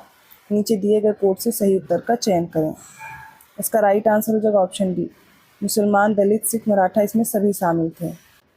अगला प्रश्न है, निम्नलिखित में से कौन हरिजन सेवक संघ के पहले अध्यक्ष थे? Option A Ghanshyam Das Birla, B है महात्मा गांधी, सी है अमृतलाल टक्कर और ऑप्शन डी है भीमराव अम्बेडकर। राइट आंसर क्या हो जाएगा इसका? Option A Ghanshyam Das Birla. तो हरिजन सेवक संघ की स्थापना हुई थी 1932 में। महात्मा गांधी ने इसकी स्थापना की थी। ठीक है, बात की जाए इसके पहले अध्यक्ष तो थे घनश्याम दास बिरला, इसके पहले अध्यक्ष थे। इसके सचिव कौन थे? तो अमृतलाल ठक्कर इसके पहले सचिव थे। अगला प्रश्न है, इसमें से बताना कौन सा सही ढंग से मेल नहीं खाता। यहाँ पर नहीं ऐड कर लीजिएगा, नॉट पूछा गया है। ऑप्शन ए, सुरजीत सिंह के पास रेल मंत्री था। ऑप्शन बी, बलदेव सिंह के पास रक्षा मंत्री। ऑप्शन सी है, जॉन मथाई शिक्षा मंत्री थे। और ऑप्शन डी है, राजेंद्र प्रसाद खाद्य और कृषि मंत्री थे। इनमें से जो मेल नहीं खाता वो हो जाएगा ऑप्शन सी, जॉन मथाई। इन्हें शिक्षा मंत्री बताया गया है, जबकि शिक्षा मंत्री थे मौलाना अबुल कलाम आज़ाद। बाकी सारे करेक्ट हैं। 72 क्वेश्चन है, स्वतंत्रता संग्राम के संदर्भ में पीरपुर समिति की अध्यक्षता की गई थी। Option A, Mohammad Ali Jinnah. Option B है, राजा सैयद मोहम्मद मेहंदी। ऑप्शन सी, अबुल कलाम आज़ाद और option D, A K. Fazl ul Haq. इसका राइट आंसर हो जाएगा ऑप्शन बी, राजा सैयद मोहम्मद मेहंदी। भारत सरकार अधिनियम 1935 के तहत चुनावों के बाद बनी कांग्रेस सरकार के अत्याचारों को उजागर करने के लिए पीरपुर के राजा सैयद मोहम्मद मेहंदी की अध्यक्षता में 1938 में अखिल भारतीय मुस्लिम लीग द्वारा पीरपुर समिति की स्थापना की गई थी। 73 क्वेश्चन है, निम्नलिखित कथनों पर विचार करें। पहला कथन है, कुशल अकर्मण्यता की नीति लॉर्ड लॉरेंस द्वारा शुरू की गई थी। सेकंड है, इसके अंतर्गत अंग्रेजों द्वारा अफगानिस्तान के आंतरिक मामलों में हस्तक्षेप न करने पर जोर दिया गया था। उपरोक्त में से कौन सा या कौन से कथन सही हैं? इसका राइट आंसर होगा ऑप्शन सी, दोनों कथन सही हैं। चलिए 74 क्वेश्चन देखते हैं। निम्नलिखित में से कौन सा जानवर गलफड़ों से सांस नहीं लेता है? जो ब्रीथ करने के लिए गिल्स का यूज़ नहीं करते, उन एनिमल्स का नाम बताना है। ऑप्शन ए है डॉल्फिन, ऑप्शन बी है झींगा, ऑप्शन सी है केकड़े और ऑप्शन डी है टेडपोल। तो राइट आंसर क्या होगा? ऑप्शन ए। इसमें से जो डॉल्फिन है, ये अन्य मछलियों की तरह जल की गहराई में सांस नहीं ले सकती है। डॉल्फिन क्या करती है? फेफड़ों का उपयोग करके वायु में ही सांस लेती है। वे ब्लो होल से सांस लेते हैं जो इनके सिर पर उपस्थित होते हैं। और केकड़े जो होते हैं अपने चलने वाले पैरों की तरह जोड़ी के पास, उनके पास कवच के नीचे स्थित होते हैं, गलफड़ों से सांस लेते हैं। झींगा भी और टेडपोल भी। 75 क्वेश्चन है, मनुष्य की खोपड़ी में निम्नलिखित में से कौन सी एकमात्र चलायमान हड्डी होती है? ऑप्शन ए है hyoid, option B stapes, option C है मैंडिबल और ऑप्शन डी है मैग्जिला। इसका करेक्ट आंसर हो जाएगा ऑप्शन सी, इसमें से मैंडिबल होता है। ये निचले जबड़े की हड्डी होती है मनुष्य की खोपड़ी में, ये एकमात्र चलायमान हड्डी होती है जो मूवेबल होती है। 76 क्वेश्चन है, निम्नलिखित में से कौन सा एंजाइम बड़ी आंत द्वारा स्रावित नहीं होता है पूछा गया है। प्रश्न में ध्यान दीजिएगा। ऑप्शन ए है माइलेज, ऑप्शन बी है ट्रिप्सिन, ऑप्शन सी सुक्रेज और ऑप्शन डी है उपरोक्त में से कोई नहीं। राइट आंसर क्या होगा? ऑप्शन डी, इनमें से कोई नहीं। तो हो गया कैसे? जो ट्रिप्सिन है ये अग्नाशय द्वारा ट्रिप्सोनोजन का जो सिक्रेशन है करता है और यह प्रोटीन पाचक में सहायक होता है। तो ट्रिप्सिनोजन आपको याद रखना है। 77 क्वेश्चन है, निम्नलिखित में से कौन प्रतिवर्ती क्रियाओं के समन्वय और नियंत्रण के लिए उत्तरदायी होता है? Option A pons, option B है हाइपोथैलेमस, ऑप्शन सी रीढ़ की हड्डी और option D cerebrum. Right answer हो जाएगा ऑप्शन सी रीढ़ की हड्डी। जो रिफ्लेक्स एक्शन बोलते हैं इनको, या फिर प्रतिवर्ती क्रियाएं बोलते हैं, ये ऐसी अनैच्छिक और सहज गतिविधियां होती हैं जो रीढ़ की हड्डी द्वारा समन्वित और नियंत्रित होते हैं। इसके अंतर्गत मस्तिष्क से निकलने वाले अवयवों का वहन किया जाता है। 78 क्वेश्चन है, निम्नलिखित कथनों पर विचार करें। पहला है लिटमस विभिन्न रंगों का पानी में घुलनशील मिश्रण होता है। सेकंड है लिटमस बलूत बॉन्ज या ओक के पेड़ की छाल से निकाला जाता है। इनमें से कौन सा स्टेटमेंट है जो करेक्ट है? इसका राइट आंसर होगा ऑप्शन ए, केवल पहला कथन सही है। ठीक है, दूसरा इनकरेक्ट है। लिटमस को लाइकेन से निकाला जाता है और इसका उपयोग सामग्री की अम्लता और क्षारकता के परीक्षण के लिए किया जाता है। 79 क्वेश्चन है, पृथ्वी के चुंबकीय क्षेत्र के बारे में निम्नलिखित कथनों पर विचार करें। पहला कथन है पृथ्वी का चुंबकीय क्षेत्र पृथ्वी के बाहरी कोर में मौजूद संवहन धारा के कारण होता है। सेकंड है यह सूर्य से निकलने वाली हानिकारक किरणों को रोककर हमारे ग्रह की रक्षा करता है। उपरोक्त में से कौन से कथन करेक्ट है? राइट आंसर ऑप्शन सी, दोनों कथन करेक्ट है। अगला प्रश्न देखिए, निम्नलिखित में से कौन सा अनाज ग्लूटेन मुक्त होता है? ऑप्शन ए है गेहूं, ऑप्शन बी है चावल, ऑप्शन सी है जौ और ऑप्शन डी है राई। करेक्ट आंसर क्या होगा? ऑप्शन बी चावल। तो ग्लूटेन एक प्रकार का प्रोटीन होता है, किसमें किसमें पाया जाएगा? गेहूं, राई और जौ में पाया जाता है। 81 क्वेश्चन है, विश्व स्वास्थ्य संगठन द्वारा विकसित एम्पावर उपाय निम्नलिखित में से किससे संबंधित है? ऑप्शन ए तंबाकू नियंत्रण, ऑप्शन बी बच्चों में कुपोषण, ऑप्शन सी है मलेरिया का उन्मूलन, ऑप्शन डी सुरक्षित पेयजल। राइट आंसर क्या होगा? ऑप्शन बी, बच्चों में जो कुपोषण है इसके लिए, जिनमें प्रोटीन की कमी है या अदर कोई न्यूट्रिएंट्स की कमी है, उसके लिए एम्पावर जो है ये एक उपाय सुझाया गया है विश्व स्वास्थ्य संगठन के द्वारा। इसके बारे में और देखिए अगला प्रश्न, निम्नलिखित में से कौन सा प्रोटीन संश्लेषण का स्थल है? Option A lysosome, option B है राइबोसोम, ऑप्शन सी गोल्जी उपकरण और ऑप्शन डी है माइटोकॉन्ड्रिया। इसका राइट आंसर होगा ऑप्शन बी, राइबोसोम क्या करता है? प्रोटीन सिंथेसिस करता है। 83 क्वेश्चन है, खाद्य विकिरण के बारे में निम्नलिखित में से कौन से कथन सही है? पहले सारे कथन देखिए। पहला, यह भोजन के पोषण मूल्य को बढ़ाने में सहायक है। स्टेटमेंट है यह खाद्य जनित बीमारियों की रोकथाम में सहायक है। थर्ड स्टेटमेंट है इसके कारण भोजन में मौजूद कीटनाशक और अन्य विषैले पदार्थ नष्ट हो जाते हैं। नीचे दिए गए कोड में से कौन से उत्तर सही है? इसका राइट आंसर हो जाएगा ऑप्शन सी, केवल दूसरा कथन सही, पहला और तीसरा गलत है। अब इसका मतलब समझिए, खाद्य विकिरण या भोजन पर आयनकारी विकिरण का जो अनुप्रयोग है एक ऐसी टेक्निक होती है जिसकी सहायता से सुरक्षा में सुधार होता है और जो सूक्ष्म जीव होते हैं और कीड़े, इनको खत्म करके या खाद्य पदार्थों की जो सेल्फ लाइफ है वो बढ़ाने के लिए यूज़ होता है। इस प्रक्रिया के दौरान विकिरण की किरणें भोजन के अंदर या बाहर कोई अतिरिक्त विकिरण या रेडियोधर्मी सामग्री छोड़े बिना ही भोजन से होकर गुजरती है। अब इसके कई लाभ होते हैं, जैसे कि खाद्य जनित बीमारियों में रोकने में सहायक है, ना कि ये पोषण बढ़ाएगा। इसके कारण भोजन के पोषण मूल्य, स्वाद या उपस्थिति को या नहीं बदलता, जैसा है टेस्ट वैसा ही रहेगा। इसका उपयोग सभी खाद्य उत्पादों में नहीं किया जाता है और इसका उपयोग से भोजन में जो मौजूद कीटनाशक और विषाक्त पदार्थ हैं इनको नष्ट नहीं किया जा सकता। ऑप्शन सी करेक्ट है। 84 क्वेश्चन है, किस राज्य ने 13वीं हॉकी सीनियर इंडिया पुरुष राष्ट्रीय चैंपियनशिप जीती है? पहला है गुजरात, बी है पंजाब, सी है महाराष्ट्र, डी है हरियाणा। इसका राइट आंसर हो जाएगा ऑप्शन बी पंजाब। तो 13वीं हॉकी इंडिया सीनियर पुरुष राष्ट्रीय हॉकी चैंपियनशिप है जो चेन्नई में आयोजित की गई थी और फाइनल में हॉकी पंजाब ने हॉकी हरियाणा को हराया था। 85 क्वेश्चन है, 5वां वैश्विक आयुर्वेद महोत्सव 2023 कहाँ पर आयोजित किया गया है? ऑप्शन ए है लखनऊ, ऑप्शन बी है जयपुर, ऑप्शन सी है बेंगलुरु, ऑप्शन डी है तिरुवनंतपुरम। तो वैश्विक आयुर्वेद महोत्सव 2023 1 से 5 दिसंबर 2023 तक केरल के तिरुवनंतपुरम में स्वास्थ्य देखभाल में उभरती चुनौतियां और एक पुनरुत्थान आयुर्वेद, ये इसका विषय था। इस विषय के साथ आयोजित किया गया था। 86 क्वेश्चन है, जलवायु परिवर्तन प्रदर्शन सूचकांक 2023 में भारत का स्थान क्या है? ऑप्शन ए है तीसरा, ऑप्शन बी है 7वां, ऑप्शन सी है 9वां और ऑप्शन डी है 11वां। राइट आंसर क्या हो जाएगा? ऑप्शन बी 7वां स्थान है। ठीक है। 87 क्वेश्चन है, अम्ल के संबंध में निम्नलिखित में से कौन सा कथन सही नहीं है? ऑप्शन ए, अम्ल का स्वाद खट्टा होता है, ऑप्शन बी, अम्ल विद्युत का संचालन नहीं कर सकते हैं, ऑप्शन सी, नीले लिटमस को लाल कर देता है और ऑप्शन डी उपरोक्त सभी। इसका राइट आंसर होगा ऑप्शन बी, अम्ल विद्युत का संचालन नहीं कर सकते हैं, ये गलत स्टेटमेंट है। जलीय घोल में हाइड्रोजन आयनों की उपस्थिति के कारण अम्ल विद्युत चालक होते हैं। इनका स्वाद खट्टा होता है। जब अम्ल धातु के साथ प्रतिक्रिया करते हैं तो हाइड्रोजन गैस निकलती है। अम्ल का जो pH मान होता है वो 7 से कम होता है, तो अम्ल विद्युत संचालन कर सकते हैं। 88 क्वेश्चन है, वायु के संपर्क में आने पर चांदी किस पदार्थ के बनने के कारण काली हो जाती है? Option A silver bromide, option B है सिल्वर क्लोराइड, ऑप्शन सी है सिल्वर सल्फाइड और ऑप्शन डी है सिल्वर फॉस्फाइड। राइट आंसर क्या होगा? ऑप्शन सी, यह है सिल्वर सल्फाइड। 89 क्वेश्चन है, नीले रंग का कांच प्राप्त करने के लिए निम्नलिखित में से कौन सा पदार्थ मिलाया जाता है? Option A copper oxide, option B है ferrous oxide, option C aluminium oxide और ऑप्शन डी कोबाल्ट ऑक्साइड। इसका राइट आंसर होगा ऑप्शन डी कोबाल्ट ऑक्साइड। तो विभिन्न रंगों का ग्लास प्राप्त करने के लिए विभिन्न प्रकार के पदार्थ होते हैं, जैसे कॉपर ऑक्साइड से लाल रंग का, कोबाल्ट ऑक्साइड कैसा हो गया? ये नीले रंग का। इसके अलावा जो क्रोमियम ऑक्साइड, इसका भी प्रयोग करते हैं हरे रंग के कांच के निर्माण में।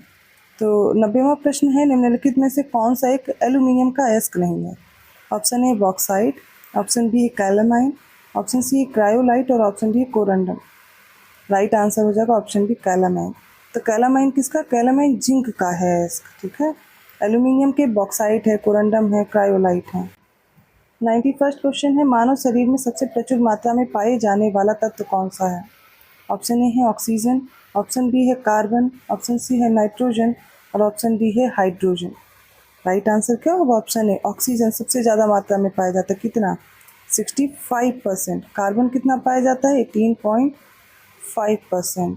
इसके अलावा आपको नाइट्रोजन और हाइड्रोजन भी याद रखना होगा। तो हाइड्रोजन कितना है? हाइड्रोजन है 9.5% और नाइट्रोजन कितना है? ये है 3.2%। इसके अलावा कैल्शियम होता है 1.5% और फॉस्फोरस होता है 1%, ठीक है। 92nd क्वेश्चन की ओर बढ़ते हैं, निम्नलिखित में से कौन सा जोड़ा सही है पूछा गया है? पहला है माइलेज, ये कार्बोहाइड्रेट का पाचन करता है। दूसरा है लाइपेज, वसा के पाचन के लिए है। प्रोटीज, जो प्रोटीएज है ये प्रोटीन का पाचन करता है। अब इनमें से कौन से कोड हैं तो इनका यूज़ करिए और सही विकल्प चुनिए। इसका राइट आंसर हो जाएगा ऑप्शन डी, तीनों कथन सही दिए गए हैं। 93rd क्वेश्चन है, निम्नलिखित का मिलान करें। सूची और सूची भी देखिए। तो इसमें कुछ वाइटामिन दिए गए हैं, उनके साइंटिफिक नेम बताने हैं, जैसे vitamin B3, vitamin B6, vitamin B9 and vitamin B12। अब इनके जो साइंटिफिक नेम है, फॉलिक एसिड दिया गया, नियासिन, पायरिडॉक्सिन एंड कोबालामिन। अब इनको आपस में मैच करना है। करेक्ट आंसर इसमें से होगा ऑप्शन डी। B3 को नियासिन बोलते हैं, वाइटामिन B6 को पायरिडॉक्सिन बोलते हैं, वाइटामिन B9 का फॉलिक एसिड होता है और वाइटामिन B12 ये कोबालामिन होता है। ये एकमात्र वाइटामिन होती है जिसमें कोबाल्ट पाया जाता है। 94th क्वेश्चन है, निम्नलिखित में से कौन सी ग्रंथि कैल्सिटोनिन हार्मोन का सिक्रीशन करती है?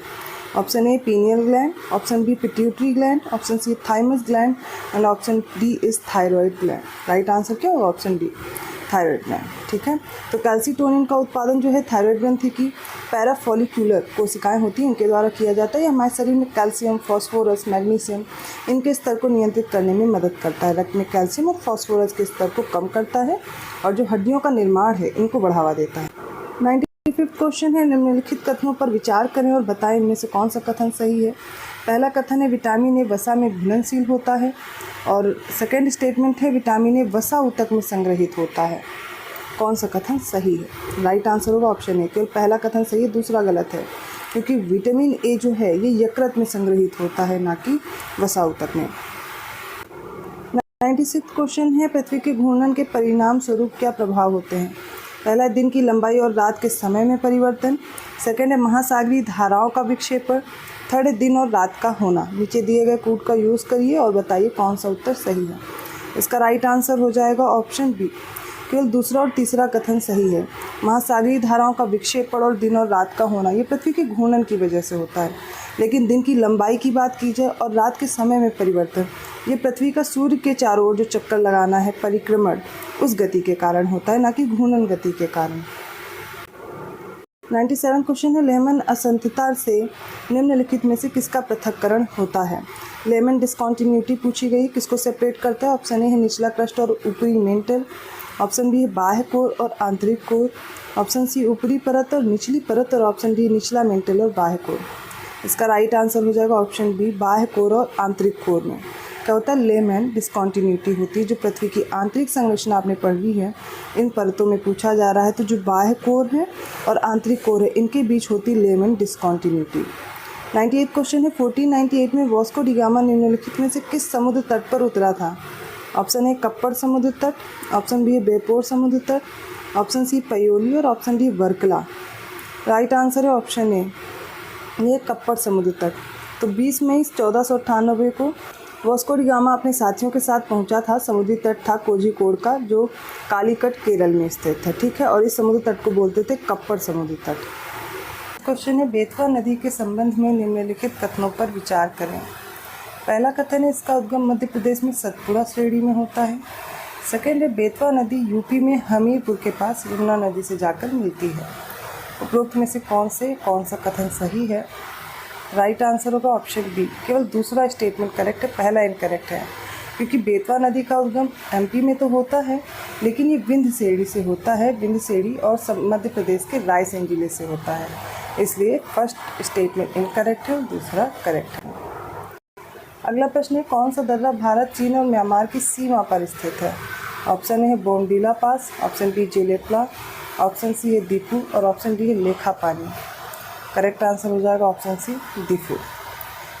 101st क्वेश्चन है, उत्तर प्रदेश के निम्नलिखित में से किस जिले की सीमाएं नेपाल से साझा होती हैं?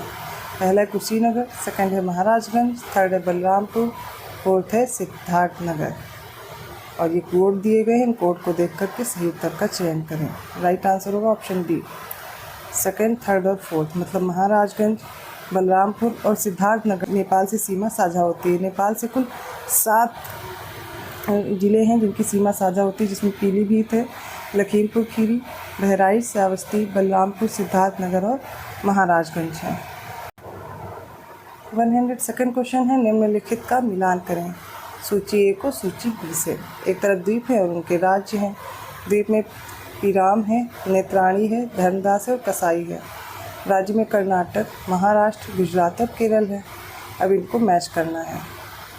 इसका राइट आंसर होगा ऑप्शन बी। कैसे? जैसे कि पीराम है, ये गुजरात का है, ठीक है, नेत्राणी है कर्नाटक का, धर्मदास है केरल का और कसाई है महाराष्ट्र का। यहाँ पर ऑप्शन बी करेक्ट होगा, 3142। 103rd क्वेश्चन है, अमसोट उत्तर प्रदेश की सबसे ऊंची चोटी है। इसका निम्नलिखित में से किस ज़िले में स्थिति है? पहला है मिर्ज़ापुर, बी है सोनभद्र, सी है सहारनपुर और डी है बांदा। इसका करेक्ट आंसर हो जाएगा ऑप्शन सी, सहारनपुर। तो ये सबसे ऊंची चोटी है यूपी की। कौन सी? अमसोट है। कितनी इसकी ऊंचाई है? 957 मीटर है, ठीक है, याद रखिएगा। और यह सहारनपुर जिले और उत्तराखंड के देहरादून जिले की सीमा पर स्थित है और शिवालिक श्रेणी का यह एक भाग भी है। 104th क्वेश्चन है, इसमें कथन और कारण दिए गए हैं, इनको देख करके सही उत्तर का चयन करें। कथन है, हम चंद्रमा का केवल एक ही आयाम देख पाते हैं। कारण है, चंद्रमा का आकार पृथ्वी के आकार का 1/4 है। नीचे दिए गए कोड से सही उत्तर चुनना है। इसका राइट आंसर हो जाएगा ऑप्शन डी। ए और आर दोनों सत्य हैं, किंतु आर ए का सही स्पष्टीकरण नहीं करता है। हम चंद्रमा का केवल एक ही आयाम देख पाते हैं, क्योंकि अपनी धुरी पर एक चक्कर पूरा करने में लगा समय पृथ्वी के चारों ओर एक चक्कर पूरा करने में लगने वाले समय के बराबर है। इसे ज्वारी लॉकिंग या फिर टाइडल लॉकिंग कहा जाता है और इसमें चंद्रमा का पृथ्वी से दिखाई देने वाला भाग वैसा ही रहता है। चलिए अगले प्रश्न की ओर बढ़ते हैं। अगला प्रश्न है, वायुमंडल की निम्नलिखित में से किस परत में ऊंचाई के साथ तापमान बढ़ता जाता है? ऑप्शन ए क्षोभ मंडल, ऑप्शन 2 है, जो सेकंड ऑप्शन है वो मेसोस्फीयर है, थर्ड है संताप मंडल और फोर्थ है थर्मोस्फीयर। ठीक है, अब आगे देख करके विकल्प को आपको उत्तर देना है। इसका राइट आंसर हो जाएगा ऑप्शन बी। इसमें समताप मंडल आ जाएगा और थर्मोस्फीयर। यहाँ पर ऊंचाई बढ़ने के साथ साथ घनत्व कम होता है, जिससे गर्मी का अवशोषण भी होता है, और यहाँ पर आपको ऊंचाई बढ़ने के साथ साथ तापमान बढ़ता दिखाई देगा। और ये जो समताप मंडल है, इस परत में उपस्थित ओजोन द्वारा सूर्य की पराबैंगनी किरणों के अवशोषण के कारण तापमान में वृद्धि होती है। और मध्य मंडल, इस परत में ऊंचाई के साथ तापमान घटता है। थर्मोस्फीयर में क्या होगा, इस परत में गैस के अणु सूर्य की एक्सरे और पराबैंगनी किरणों को अवशोषित करते हैं, इसलिए इस परत में तापमान नाटकीय रूप से बढ़ता जाता है।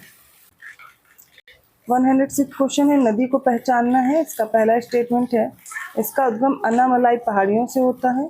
दूसरी विशेषता है केरल की दूसरी सबसे लंबी नदी है। नीचे दिए गए कोड से अपना उत्तर चुनना। Option A Bharathapuzha, option B Periyar, option C Pamba और ऑप्शन डी कबानी। इसका राइट आंसर होगा ऑप्शन ए भरतपुझा। 107 क्वेश्चन है, निम्नलिखित में से कौन सा विकल्प सही सुमेलित नहीं है? ऑप्शन ए बाण सागर बांध सोन नदी और ऑप्शन बी बुकाई बांध है तापी नदी पर, ऑप्शन सी माता टीला है बेतवा नदी पर और ऑप्शन डी है रंजीत सागर बांध है सतलज नदी पर। कौन सा सही सुमेलित नहीं है बताना है। राइट आंसर होगा ऑप्शन डी, ये नहीं है सही। रंजीत सागर बांध ये स्थित है रावी नदी पर। 108 क्वेश्चन है, निम्नलिखित का मिलान करें। लिस्ट ए है, लिस्ट बी है। एक तरफ देश है, दूसरी तरफ उनकी राजधानी दी गई है। देख करके सही उत्तर का चयन करना है। देश है जमैका, सीरिया, जाम्बिया और लीबिया। राजधानी में त्रिपोली, दमिश्क, लुसाका और किंगस्टन को मैच करना है। और इसका राइट आंसर देखिए, जमैका का हो जाएगा किंगस्टन, सीरिया की है दमिश्क, जाम्बिया की है लुसाका और लीबिया की है Tripoli. Right answer is option B. अगला प्रश्न, महासागरों में सतही धाराओं का प्राथमिक कारण है। ऑप्शन ए गुरुत्वाकर्षण, ऑप्शन बी है पृथ्वी का घूर्णन, ऑप्शन सी है प्रवहन क्रिया और ऑप्शन डी है लवणता। राइट आंसर इसका हो जाएगा ऑप्शन सी, प्रवहन क्रिया। सतही महासागरीय धाराएं ये मुख्य रूप से ऐसी वायु के कारण होती हैं जो जल की सतह पर चलने के कारण खिंच जाती है। ऐसे में जल वायु की दिशा में ही बहने लगता है। 110 क्वेश्चन है, निम्नलिखित कथनों पर विचार करें। पहला है लेटोसॉल्स उष्णकटिबंधीय वर्षा वनों में पाई जाने वाली मृदा होती है। सेकंड है लेटोसॉल्स मिट्टी में ह्यूमस की मात्रा कम होती है। थर्ड, इसमें आयरन और एल्यूमिनियम ऑक्साइड प्रचुर मात्रा में होता है। उपरोक्त में से कौन सा कथन सही है? राइट आंसर ऑप्शन डी, तीनों कथन सही हैं। 111 क्वेश्चन है, निम्नलिखित में से कौन सा जोड़ा सही सुमेलित नहीं है? ऑप्शन ए है थलैया झरना केरल में है, नो कालिकल झरना मेघालय में है, ऑप्शन सी बरेही पानी झरना उड़ीसा में और ऑप्शन डी चूलिया झरना है राजस्थान में। इसका करेक्ट आंसर ऑप्शन ए होगा, थलैया झरना है तमिलनाडु का। ये तमिलनाडु का सबसे ऊंचा झरना है, यही ऑप्शन इनकरेक्ट है। 112 क्वेश्चन है, निम्नलिखित का मिलान करें। सूची 1 को सूची 2 से मिलाना है। ऑप्शन ए है इसमें टेक्टोनिक झील दी गई है, ऑप्शन बी है जलीय झील, ऑप्शन सी फ्लूवियल झील और ऑप्शन डी क्रेटर झील। और सूची बी में गंगाबल झील है, दूसरी है वूलर झील, तीसरी लोनार झील है और चौथी है कोलेरू झील। अब ये किस प्रकार की झीलें हैं, इन्हें आपस में मैच करना है। इसका राइट आंसर देखिए, टेक्टोनिक झील एक तरह की जो है वो हो जाएगी ऑप्शन इसमें से 2। तो टेक्टोनिक झील है वूलर झील। इसके अलावा जलीय झील है कोलेरू झील। फ्लूवियल झील की जब बात की जाएगी तो गंगाबल झील हो जाएगी। क्रेटर झील है लोनार झील। ऑप्शन बी करेक्ट है, ए का 2, बी का 4, सी का 1 और डी का 3। 113 क्वेश्चन है, उत्तर प्रदेश का निम्नलिखित में से कौन सा जिला अवनालिका कटाव से सर्वाधिक प्रभावित होता है? Option A Etawah, option B है बिजनौर, ऑप्शन सी पीलीभीत और ऑप्शन डी है शाहजहांपुर। इसका राइट आंसर हो जाएगा ऑप्शन ए इटावा। अवनालिका कटाव से सबसे ज़्यादा प्रभावित होता है और चंबल नदी का जो जलग्रहण क्षेत्र है वो अवनालिका कटाव से सबसे ज़्यादा प्रभावित भी होता है। 114 क्वेश्चन है, सिंधु नदी के बारे में निम्नलिखित में से कौन सा कथन सही नहीं है बताना है। ऑप्शन ए सिंधु भारत में हिमालय की सबसे पश्चिमी नदी है। सेकंड है ऑप्शन बी पंचनद में केवल सतलज नदी ही सीधे सिंधु में मिलती है। सी चिनाब सिंधु की सबसे बड़ी सहायक नदी है और ऑप्शन डी सिंधु भारत में केवल जम्मू और कश्मीर से होकर बहती है। इसका राइट आंसर क्या होगा? ऑप्शन डी, यही गलत दिया गया है। सिंधु नदी मानसरोवर झील के पास से निकलती है और अरब सागर में गिरती है। सिंधु नदी भारत में लद्दाख और जम्मू कश्मीर से होकर बहती है, इसलिए ऑप्शन डी इनकरेक्ट है। अगला प्रश्न है, लीप अहेड पहल का संबंध किससे है? ऑप्शन ए है टेक स्टार्टअप से, ऑप्शन बी है नवीकरणीय ऊर्जा से, ऑप्शन सी कौशल विकास से और ऑप्शन डी निःशुल्क शिक्षा से। इसका राइट आंसर हो जाएगा ऑप्शन ए टेक स्टार्टअप से। 116 क्वेश्चन है, निम्नलिखित में से किसे कोसी के गांधी के नाम से जाना जाता है? Option A Padmanand Singh, option B Ram Bahadur Singh, option C Vishnudev Singh और option D Yogendra Shukla. Right answer हो जाएगा ऑप्शन बी राम बहादुर सिंह को। ये बिहार के स्वतंत्रता सेनानी थे राम बहादुर सिंह, इन्हें कोसी के गांधी के नाम से जानते हैं। हाल ही में सहरसा जिले के पंचगछिया गांव के भगवती प्रांगण में उनकी प्रतिमा का अनावरण किया गया है, इसलिए इनका नाम आपको याद करना आवश्यक है। अगला प्रश्न है, भारत में महिलाओं के लिए सर्वाधिक जीवन प्रत्याशा वाला राज्य कौन सा है? Option A Tamil Nadu, option B Orissa, option C Uttar Pradesh और ऑप्शन डी है केरल। राइट आंसर होगा ऑप्शन डी केरल। तो इंडिया एजिंग रिपोर्ट 2023 के अनुसार बात की जाए तो केरल में महिलाओं की जो जीवन प्रत्याशा सबसे अधिक है 79.3 ईयर है। 118वां प्रश्न है 8वां हनुवंतिया जल महोत्सव ये किस नदी के तट पर आयोजित किया गया था? Option A Godavari, option B Shipra, option C Narmada और ऑप्शन डी है सरयू। राइट आंसर क्या होगा? ऑप्शन सी नर्मदा के तट पर। 119वां प्रश्न उत्तर प्रदेश की पहली अंतर जिला हेलीकॉप्टर सेवा किन दो जिलों के बीच संचालित होगी? ऑप्शन ए है Ghaziabad Meerut, option B Agra Mathura, option C Lucknow Varanasi और ऑप्शन डी आगरा कानपुर। तो राइट आंसर क्या होगा? Option B. तो यूपी की पहली है इंट्रा डिस्ट्रिक्ट चॉपर सेवा बटेश्वर आगरा से गोवर्धन मथुरा के बीच संचालित होगी और एक हेलीकॉप्टर सेवा के अंतर्गत आगरा शहर और मथुरा के बीच 65 किलोमीटर की दूरी तय करेगा। तो 120वां प्रश्न है वर्ष 2023 में हिंदी भाषा में साहित्य अकादमी पुरस्कार से किसे सम्मानित किया गया है? ऑप्शन ए संजीव को, ऑप्शन बी नीलम शरण गौड़ को, ऑप्शन सी अरुण रंजन मिश्रा को, ऑप्शन डी है रामा लक्ष्मी दत्ता को। राइट आंसर हो जाएगा ऑप्शन ए संजीव को। 121वां प्रश्न है, आगे बढ़ते हैं। वह कौन सा देश है जिसने हाल ही में ओपेक समूह छोड़ने की घोषणा की है? Option A Venezuela, option B Angola, option C Kuwait, option D है कतर। राइट आंसर हो जाएगा ऑप्शन डी कतर। 122वां प्रश्न है भारत में रोजगार योग्य युवाओं की सर्वाधिक संख्या किस राज्य में है? Option A Maharashtra, option B Telangana, option C Uttar Pradesh और ऑप्शन डी है हरियाणा। इसका राइट आंसर क्या होगा? ऑप्शन डी हरियाणा में। तो स्किल इंडिया जो रिपोर्ट है इंडिया स्किल रिपोर्ट 2024 इसके अनुसार हरियाणा होगा। 123वां प्रश्न है निम्नलिखित का मिलान करें सूची ए को सूची बी से। इसमें सूची ए में अमेठी है, अंबेडकर नगर है, कौशाम्बी है, सोनभद्र है और सेकंड है रॉबर्ट्सगंज, मंझनपुर, अकबरपुर और गौरीगंज। अर्थात ये जिला और मुख्यालय मैच करने हैं। नीचे कोड दिए गए हैं उन्हीं के अनुसार मैच कीजिए। इसका राइट आंसर होगा ऑप्शन सी अमेठी का है गौरीगंज, अंबेडकर नगर का है अकबरपुर, कौशाम्बी का है मंझनपुर, सोनभद्र का है रॉबर्ट्सगंज। 124 क्वेश्चन है निम्नलिखित कथनों पर विचार करें। पहला कथन है गंगा उत्तर प्रदेश के 26 जिलों से होकर बहती है। सेकंड है गंगा उत्तर प्रदेश में बिजनौर जिले से प्रवेश करती है। उपरोक्त में से कौन सा कथन सही है? राइट आंसर हो जाएगा ऑप्शन बी, केवल दूसरा कथन सही है, पहला गलत है। ठीक है। 125 क्वेश्चन है हाल ही में अमृत वृक्ष आंदोलन निम्नलिखित में से किस राज्य सरकार द्वारा शुरू किया गया है? Option A Paschim Bangal, option B Jharkhand, option C Assam और ऑप्शन डी है उत्तराखंड। राइट आंसर हो जाएगा ऑप्शन सी असम। 126 क्वेश्चन है हालिया वैज्ञानिक शोध से पृथ्वी के आंतरिक भाग में नई परत बनने की पुष्टि हुई है। यह नई परत किस भाग पर बन रही है? ऑप्शन ए है पृथ्वी के कोर का बाहरी भाग, ऑप्शन बी पृथ्वी के कोर का सबसे भीतरी भाग, ऑप्शन सी मेंटल के ऊपर और ऑप्शन डी है निचली परत का बाहरी भाग। राइट आंसर हो जाएगा ऑप्शन ए पृथ्वी के कोर का बाहरी भाग। 127 क्वेश्चन है वेलकम टू पैराडाइज पुस्तक के लेखक निम्नलिखित में से कौन है?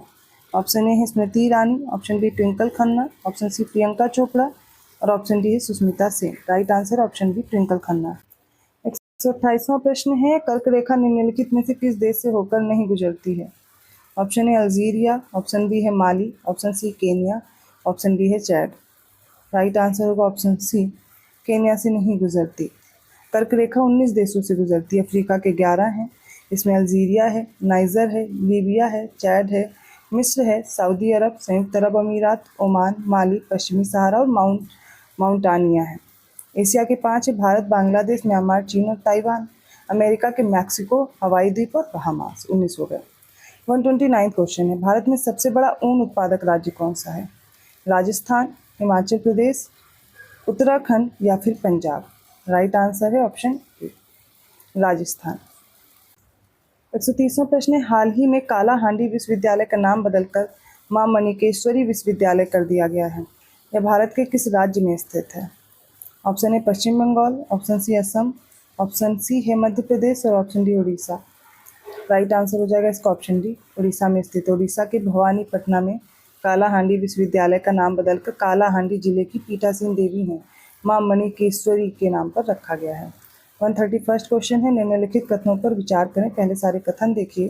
पहला है स्क्रब टाइफस बैक्टीरिया के कारण होता है। सेकंड है स्क्रब टाइफस एक संक्रामक रोग है।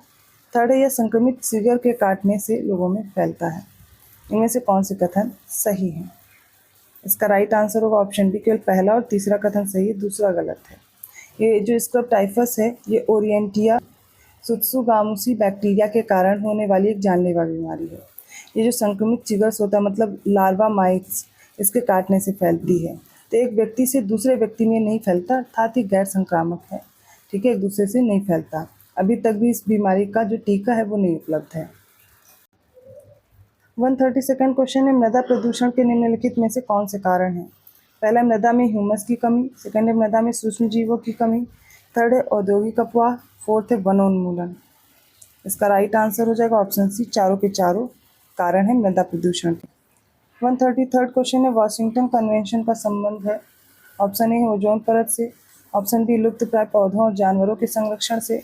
ऑप्शन सी समुद्री प्रदूषण से और ऑप्शन डी सतत विकास से।